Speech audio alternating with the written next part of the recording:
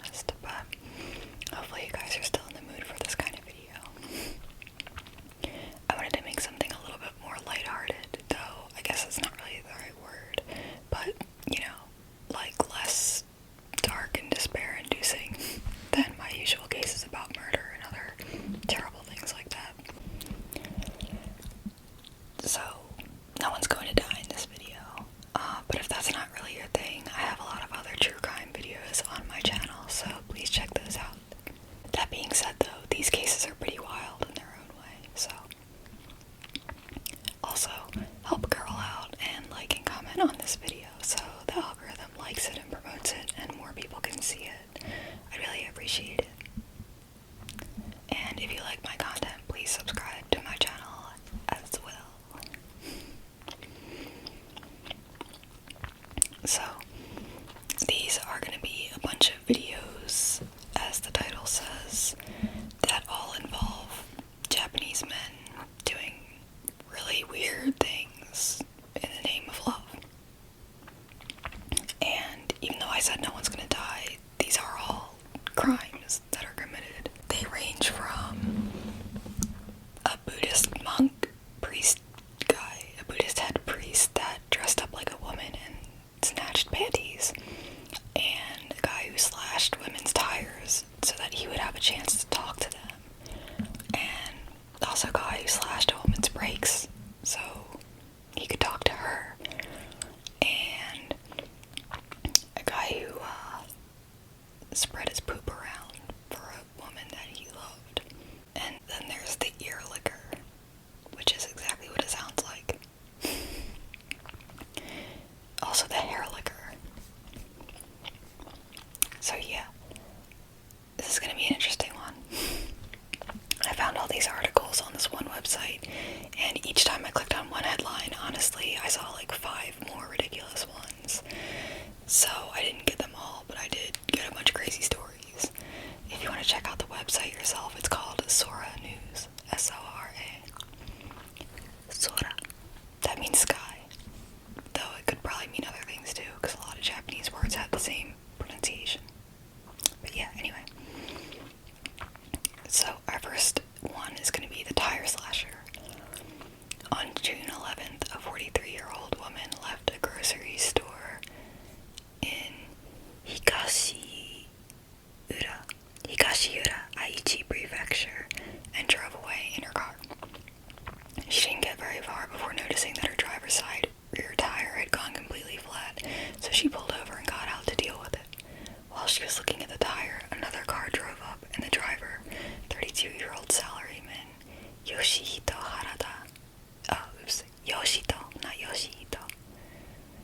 offered to change it for her.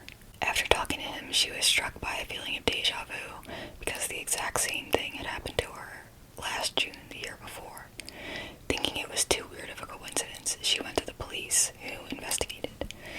While watching footage from a surveillance camera in the area, they saw Harada slash her tire in the grocery store's parking lot, then follow her in his car until she pulled over, so that he could be the first one there to help her. So creepy. When the police arrested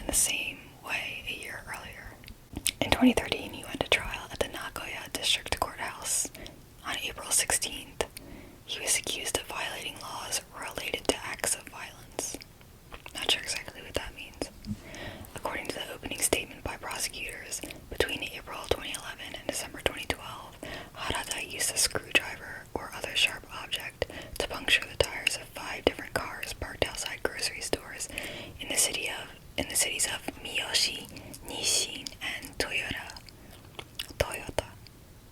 Aichi Prefecture. In all cases, the stated reason was so that Harada could establish contact with the women. He was asked if there was any truth to these claims, and he even admitted, "It's true, I did it." When the women returned to their cars from the supermarket, Harada would approach, calling out, "Looks like you've got a flat. Let me fix it for you." While changing the tire, he would strike up a conversation with the women and exchange phone numbers with them. Harada appeared in court wearing a gray shirt and slacks. At times it appeared he would break down in tears.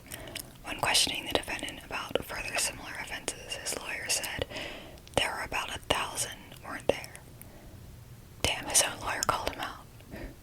Out-of-court negotiations were proceeding with other victims.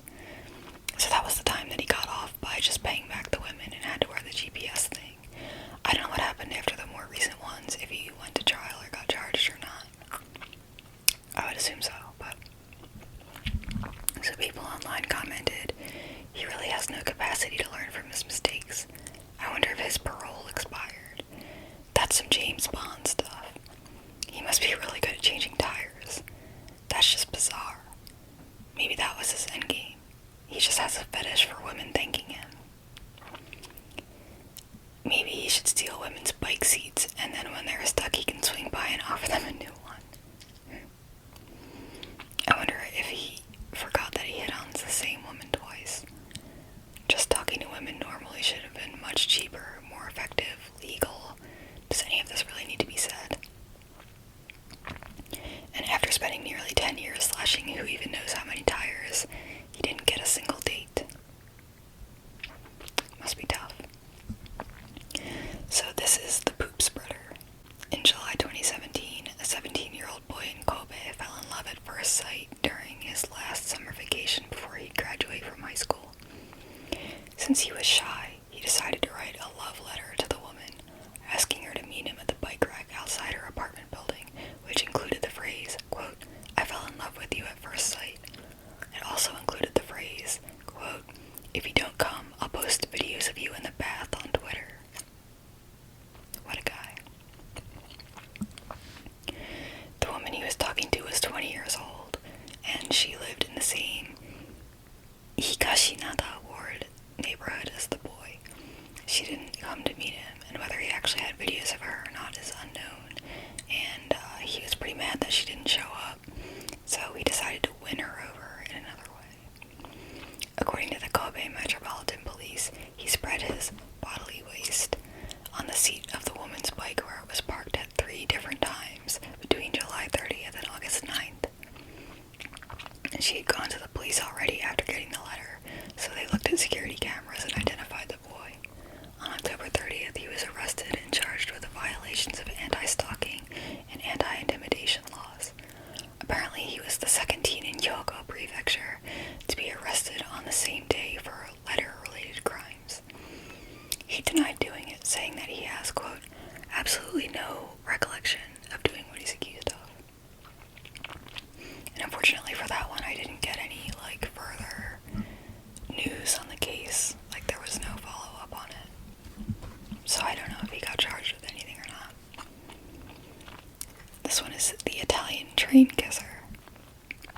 On March 4th, I don't know what year, at about 5:50 p.m., a 21-year-old Japanese woman was riding a JR Kisei line train traveling between Iwashiro and Minabe Station.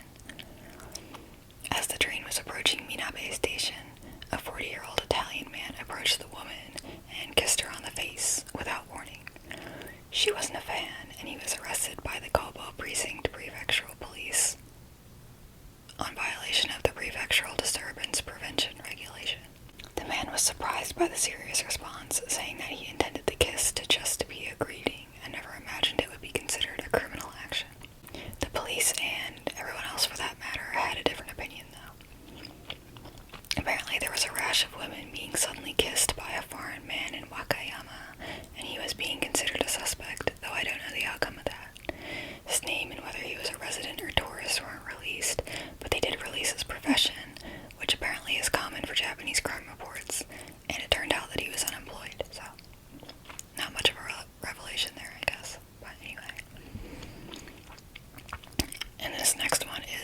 same thing, but with a Brazilian guy.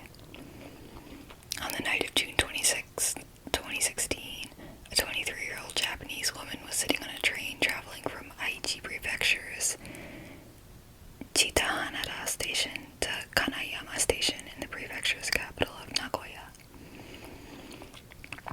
At some point, a 44-year-old man who was sitting next to her, a Brazilian living in Nagoya, introduced himself. I think it's weird that they were both in their 40s. He asked the woman her name, what kind of work she did, and eventually asked for her number, which she gave him. As they talked, he took her right hand, kissed her 3 times, and according to the woman, started touching her lower body from outside her clothes. The woman didn't appreciate that, and after she went to the police, the man was arrested in March before being arraigned in April, ahead of being put on trial in Nagoya District Court for the incident. Prosecutors sought a sentence of 2 years in prison, but on September 5th of whatever year, the trial ended with the defendant being cleared of all charges. Presiding Judge Miyoko Tanabe, who is also a woman, accepted the man's claim that he did what he did only because he thought the woman welcomed the physical contact, though he denied touching her lower body. Tanabe said during her decision, quote, "This was different from a situation in which a chikan, which is a groper, suddenly gropes a woman, and we cannot dismiss the possibility that the defendant believed he had the plaintiff's consent. In addition, the plaintiff neither appealed to other passengers for help, nor moved to a different car of the train, and while Tanabe recognized the woman's inner objection to what the man was doing, as evidenced by her going to the police, she ultimately felt that the lack of overt protestations also made it possible for the defendant to think that he was doing something acceptable. Quote, particularly as the defendant is a foreigner, he was unable to understand the sentiment of rejection, and believed she was merely bashfully shy. We cannot deny the possibility that the defendant thought his feelings were reciprocated." I don't know how being a foreigner goes into play there. I don't really get that. Following the verdict, Nagoya Deputy Public Prosecutor Yukinobu Hayakawa said that he's discussing what options remain regarding appeals to higher authorities. Meanwhile, defense lawyer Tatsu Morikawa said that he found the judgment reasonable and fair. So this is the Buddhist priest turned panty snatcher. 60-year-old former head priest Shoden Yamazaki of Akita Prefecture started stealing underwear, particularly upper elementary school girls' underwear, at the age of 19. Even after getting married, which Buddhist priests are allowed to, he kept doing it, though after he was caught at age 29, he took a 5-year break from underwear stealing. He started again when he was 34, and this time he kept it on the down low enough to become the head priest at Choshoji Temple in 2006. In 2011, he upped his underwear stealing game by adding the element of dressing as a woman during his excursions, setting out in a skirt and high heels. On the night of June 16, 2015, he left his house in Yurihonjo City by car, stopping in Kitagami City to change into the skirt and heels. He continued on to Akita City, where he spotted an adult woman's bra and panties drying outside a first-floor apartment around 11:30 p.m. And just so you know, in Japan, it's common to not have a dryer. I guess it's common in a lot of places to not have a dryer. So people tend to hang their clothes to dry, and people tend to do it outside. Sometimes, not all the time, maybe. So, yeah. He stole the bra and underwear, but the sound of his high heels clicking on the pavement was heard by the woman's husband inside the apartment. Seeing the figure of someone outside, the husband yelled, "Hey!" And Yamazaki shouted back, "This ain't got a damn thing to do with me." I don't know if he tried to do a woman's voice, but he called himself ore, which is a form of the word I in Japanese that's specifically for men and that women generally do not use. So he didn't have that going for him. He was probably like, "Ore ni wa kankei ne daro." Someone started their car. Anyway, the couple called the police and Yamazaki was arrested. No, he was like, 俺には関係ねえだろ, which makes it even weirder. Because, I don't know, I guess you have to know Japanese to really get it, but yeah. Imagine like a girly girl voice saying something like extremely masculine. Anyway, so he got arrested, and he also resigned from his position as the head priest of Choshoji because of the arrest. During his trial, which started on the 24th of August 2015, he said during the opening statements, quote, "It's dangerous to hang your underwear to dry outside in the middle of the night, so I stole the victim's underwear to teach her that." Okay. The prosecutor responded with the obvious question, "Isn't that an unusual way of thinking?" Because when the defendant himself is already using words like stole and victim to describe what he did, you gotta know that he's not in the right. Yamasaki's wife even took to the stand, saying, quote, "I knew my husband was into that sort of thing when he was younger, but I didn't think he was still interested in it. I think stress was one of the causes." The prosecution is seeking 1 year in prison for Yamazaki, while the defense is asking for a suspended sentence based on the fact that the defendant has been undergoing psychological treatment as a sex offender. And I don't know if he's been doing that since he got arrested or if that was going on before his arrest. And that's all the details I have on that one. So this one is a love story between a cop and a yakuza. In November of 2017, officers from the Shinjuku precinct of the Tokyo Metropolitan Police arrested a yakuza member in his 30s because he was part of an assault that they were investigating. The team included a 23-year-old female officer, and during the yakuza member's time in custody, they developed a friendly relationship, to the point that they emailed and texted each other even after he was released on bail. That relationship turned romantic, and they even traveled together as a couple. Their relationship came to light in December of that year, and when the cop got brought in for questioning, she told the police, quote, "I thought if I gave him information, he wouldn't tell anyone about our relationship." Another member of his organization was being investigated, so that's probably the information the yakuza guy wanted from her. The police put her on disciplinary suspension for 6 months, which might seem like a light punishment, but as soon as the story came out on March 19th, 2018, she announced her resignation from her position, which makes it seem like the 6-month suspension was contingent on her resigning. At the time of writing that article, no announcement was made about criminal charges, and it's not known whether the yakuza guy was still interested in being her boyfriend anymore either. I called this one Shameful Sergeant. A 41-year-old police sergeant, Tetsuhiro Nomura, from the Osaka Tondabayashi station, was arrested after it was discovered that while on a train, he put his smartphone between a woman's legs.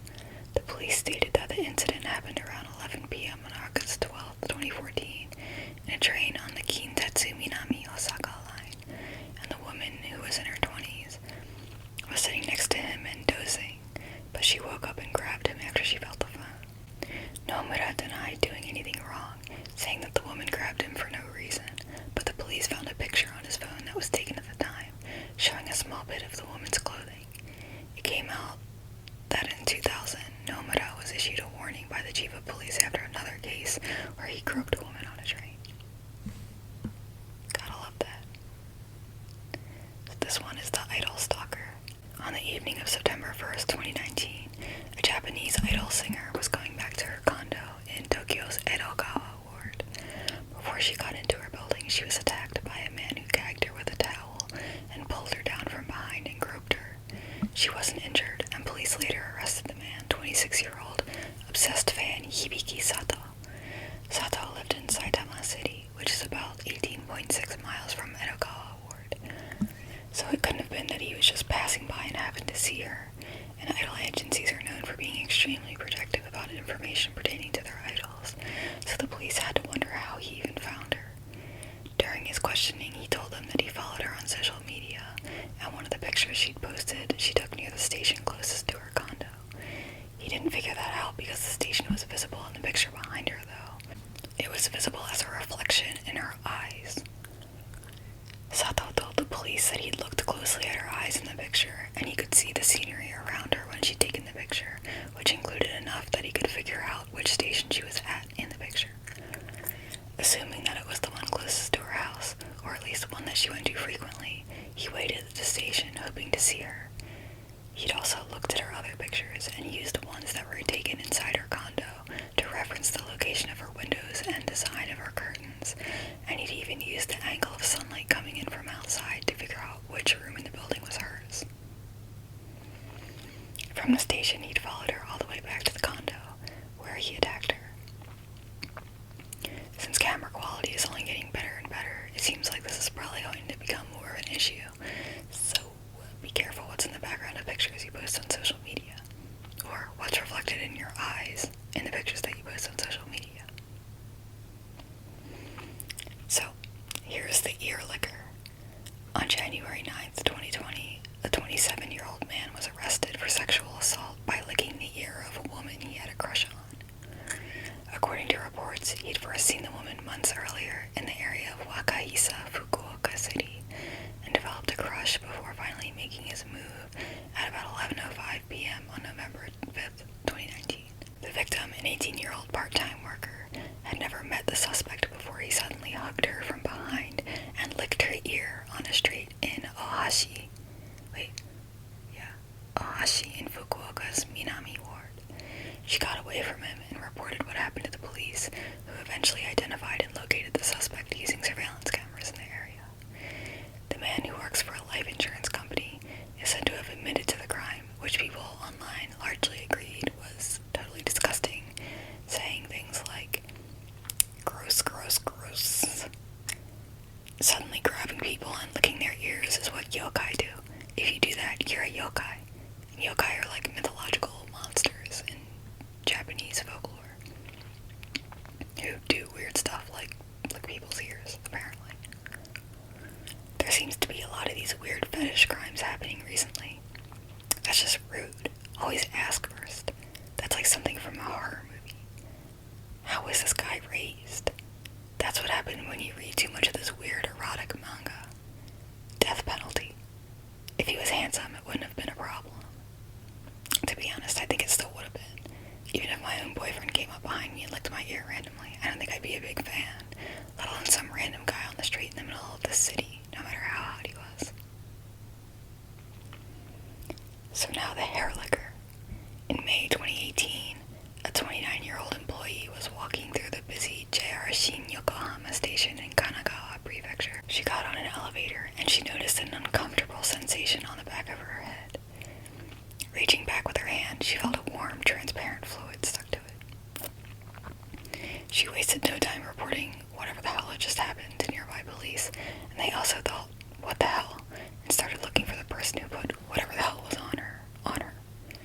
Using security camera footage, they tracked down 23-year-old Ryo Kikuchi from Fujisawa City, and thanks to the DNA evidence being a positive match with the saliva, the case was as good as closed on charges of assault for applying saliva to the woman from behind, since the police weren't exactly sure how he did it.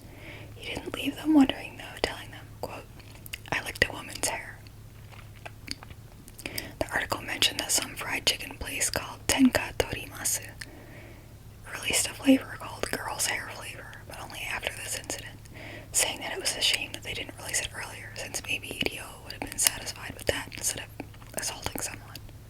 So this one is the blind groper. On the afternoon of February 28th, 2017, a 26-year-old woman was working her shift in the makeup section of a department store in the Chuo ward of Tokyo. At around 1:50, a man in his early 30s approached her, squinting and walking hesitantly. "I can't see," he told her, and asked for help finding the bathroom. The woman agreed to lead the man to the men's restroom, but before they got there, he suddenly fell over. When the woman bent down to help him up, he grabbed and fondled her chest, then jumped up and ran away. The police were called, and while looking through the store's cameras, they found footage of the man walking through the store easily, causing them to think that he was just pretending to be visually impaired, and his stumbling had been done on purpose. He was also seen very obviously checking out the female staff before deciding which one to prey on. Based on the video, on July 9th, police officers in Hadano, Kanagawa, the prefecture south of Tokyo, arrested Yosuke Mizokami, the 33-year-old who has no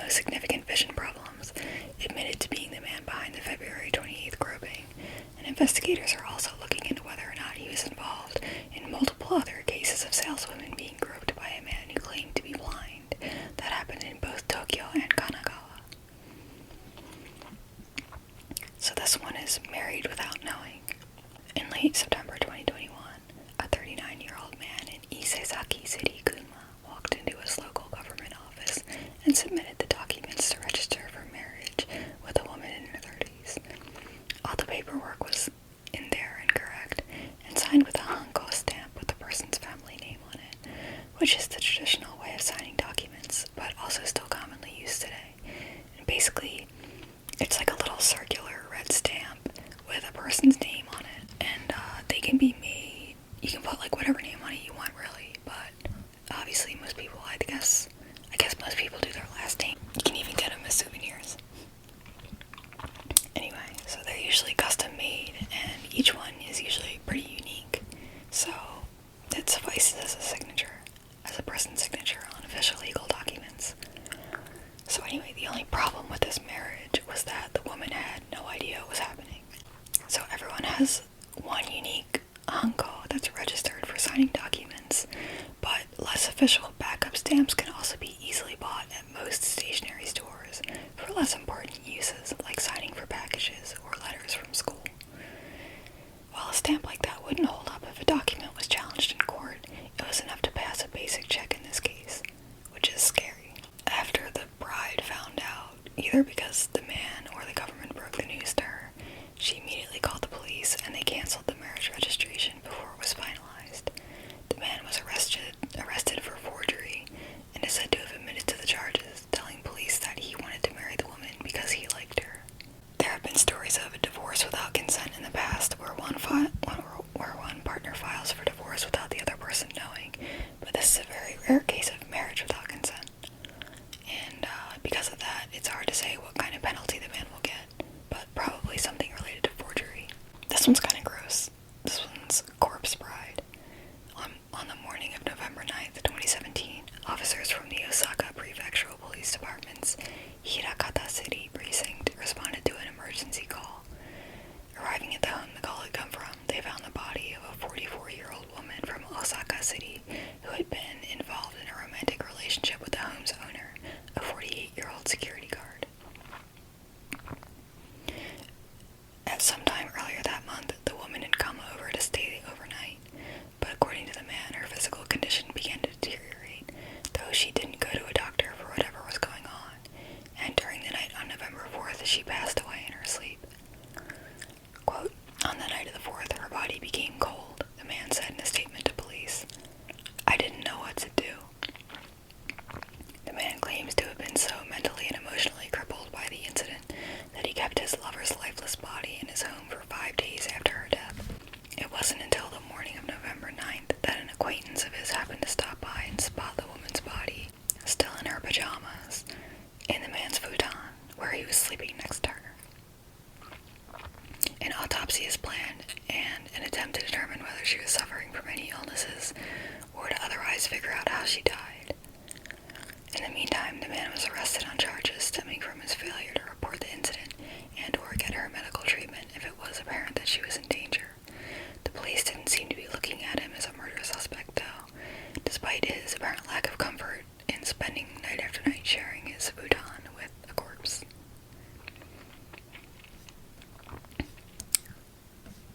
So this one is the shoe stealer.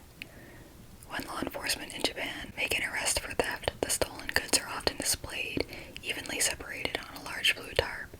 One reason for that is so that the police can show off the results of their investigative prowess, but a more useful reason is that so any victims of theft can spot and claim their stolen property, which can lead to more charges for the suspect. This is what happened in Murakami City in June 2021, after the arrest of 47-year-old Tsunehito Isobe, an office worker living in Murakami, who's suspected of the theft of 139 pairs of shoes. This wasn't his first arrest either. He was arrested 7 years ago for the same thing. He was arrested 7 years before for the same thing. The shoes included nurse shoes, high heels, and sandals of all colors and kinds. So far, the police have only hit him with one theft charge, though. At around 6 p.m. on March 2nd, he allegedly trespassed into an office in Murakami and stole one pair of sandals valued at 500 yen, which is like $3. The office had had multiple thefts of women's shoes before this specific one,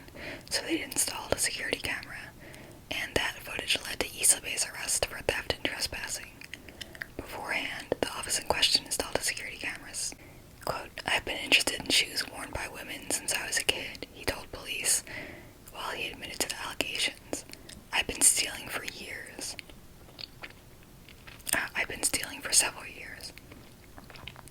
During the investigation, police searched his place and they found the other 138 pairs of shoes, 77 of which were nurse shoes, packed in cardboard boxes, many originally from model toys, and stored under his bed and inside a closet. Police also found one white nurse's outfit with a name on the collar, a black sweater, and 2 pairs of stockings. Quote, "I stole about half of the items," Isobe also said, "and the rest I bought online, at online sites and at secondhand shops." In 2014, he stole shoes from drugstores, hospitals, and long-term care facilities in Niigata City. And that same year, investigators searched Isobe's residence and seized cardboard boxes containing 244 pairs of shoes, including 200 nurse shoes and 44 heels. At one point, police confirmed the owners of 13 pairs, valued at 9,300 yen, which is about $63. I guess he didn't have expensive taste. Quote, "I did it to satisfy my sexual desire," Isobe said at the time. "The smell is an important point." Ew. Yasuyuki Deguchi, a professor at Tokyo Future University who specializes in criminal psychology, says that the means of her sexual arousal can differ from person to person, but the risk of being arrested often supersedes criminal activity. Quote, "In that sense, it can be said that this is a very rare case," Deguchi said. Isobe showed some remorse this time, saying, quote, "I think I did it again because I could not forget the excitement I had gotten accustomed to before. A suspect in such a case does not realize that the victims are suffering, so I need to understand the feelings of the victims." Atsushi Hasegawa, the vice chief of the Murakami police station, I forgot to do the accent, said that about half of the shoes found inside Isobe's residence were stolen, but that no reports had been filed with his station or those nearby at the time. Quote, "If you notice a theft but think it is not significant enough, or find lodging a report troublesome, please contact us," Hasegawa said. So this is the brake cutter. Takuya Kawamura was your average middle-aged working schlub who one day became infatuated with an acquaintance. However, he was faced with the age-old dilemma. How do you approach someone and tell them how you feel? Of course, walking up to her, striking up a conversation, and asking her on a date was off the table, because there was a chance she would say no. What he needed was a foolproof way to make her realize that he was a good guy. So according to police in Kobo City, Wakayama, at about 3:30 a.m. on November 16th, Kawamura went into the parking lot where the 31-year-old woman's compact car was and cut all of her brake lines. Why he didn't opt for slashing her tire, breaking a taillight, or any number of less potentially lethal forms of vandalism is unclear. Later that morning, the woman got into her car to go to work. She started the car, but because the brakes weren't working, it lurched forward slightly and bumped into a brick wall. After realizing her brake lines had been severed, she called the police. The authorities were then able to track down the 38-year-old Kawamura from using surveillance footage, and he admitted to the destruction of property, saying that it was in the name of love. Quote, "I wanted to gain her trust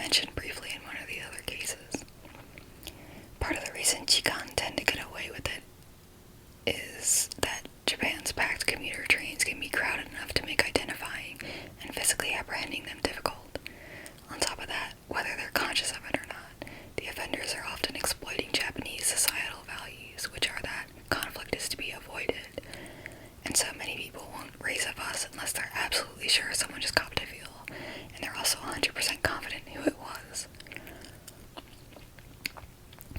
At the same time, Japanese culture's emphasis on not causing trouble for others often manifests as not sticking your nose into their disputes, so a woman who decides to confront a chikan can't always count on her fellow passengers to help her out. A 21-year-old policewoman with Hyogo's Kawanishi precinct, however, is no stranger to conflict, and she can count on the help of the whole police department if she needed it. She didn't, though, because according to the arrest report, at around 7:55 a.m. on December 3rd, 2014, the officer was riding a limited express train to work. 7:55 in the morning is way too early for that kind of BS, like, honestly. Somewhere between Kobe and Sanomiya stations, two of the busiest stops on the Kobe line section of the JR Tokaido line, the officer felt someone touch her butt. She followed the hand back to its owner and found 35-year-old Masaki Ukai, a resident of Himeji City. "You're a chikan, aren't you?" she asked him. "Chikan dane," and arrested him herself before he was booked by the prefecture's Fukiai precinct. Media outlets reported that when he realized the woman was a police officer, Ukai's spirits sank. A trial date is yet to be set at the time of the article that I read. That guy had some really bad luck. So now, a mom who did the same. A 16-year-old high school girl living in Yokohama's Tsuzuki ward was the victim of a chikan while out in her own neighborhood. Shortly after 10 p.m., the attacker touched her butt while she was just standing on the sidewalk, minding her own business, and waiting for her mom to meet her. The man touched her just as her mom was arriving, and the mom immediately grabbed the chikan, a 25-year-old man, and physically restrained him until the police got there and took him. I don't know why my voice keeps cracking. The man was a medical researcher for the Omihachima Community Medical Center in Shiga Prefecture, halfway across the country, and he was arrested and admitted to the charges. Why is he halfway across the country grabbing some girl's butt? And this one is the badass bus driver. In the late afternoon on Friday, November 19th, 2021, 25-year-old Katsunori Koga was driving his bus for Meitetsu Bus Company in Nagoya. A little after 4 p.m., he pulled over at a bus stop in Nagoya's Moriyama ward. As with most buses in Japan, passengers exit via the door at the front of the vehicle, but the 18-year-old girl who walked up to where Koga was sitting didn't want to get off, but to report a chikan. Quote, "Someone touched me," she began as tears welled up in her eyes and she started to cry. As Koga was listening to what she had to say, though, another passenger, a man in his 60s, slipped past the girl, hopped off the bus, and nonchalantly started walking away.